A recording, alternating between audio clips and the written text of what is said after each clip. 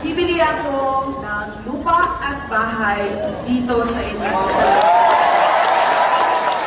Para naman sa susunod na fiesta ay pwede din kayong kumuha ng pansit at lechon sa bahay ko.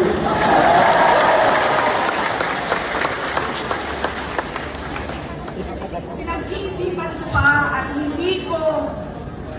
parang hindi ko kaya ang adobo na aso. Dahil naawa ako sa kanila. Mabait sila sa akin, ang mga aso. Pero, mga kababayan, kung kayo ay makahanap ng bukaya,